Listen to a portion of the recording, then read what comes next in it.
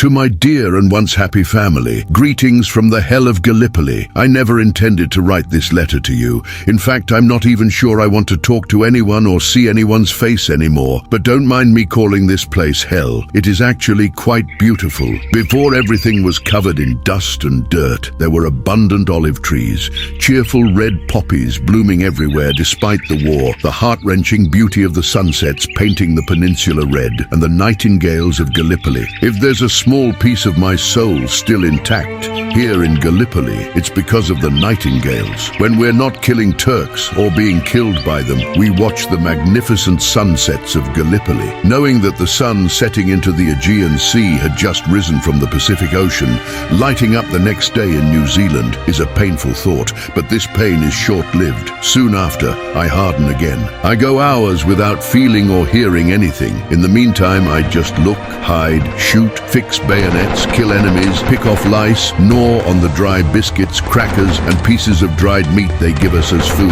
And if there's time, I lie down and rarely sleep. I'm now just an ANZAC soldier. No longer do I care for my favorite songs, foods, smells, or people. I am now just a number, a living number. If I die, I will be a number as well, a number that died heroically for the homeland. Heroically and for the homeland. Heroism, come on. Heroism cannot be forced. As for homeland, this is the Turks' homeland, and this war is not ours. As even the English say, we are just eager young boys. The real heroes are the Turks. The Turks, whom we call Johnny Turk, are bravely resisting us under very harsh conditions to defend their homeland. They are the ones who die heroically. Last week, when a ceasefire was declared to bury the dead, we saw the Turks up close and alive for the first time. The Turks did not look like the monsters we were told about. They were also young people with worry and sorrow in their eyes. They also had sad families waiting for them, elderly parents, wives, and maybe even lovers. They also felt pain when wounded, and they too died, leaving behind their young dreams. The Turks were human. I gave canned meat to 2 Turks who offered me cigarettes, but they didn't accept it. I told them it was beef, but they didn't believe me. They didn't understand. Then I made horns with my hands on my head and mooed like an ox. And they laughed. I laughed too.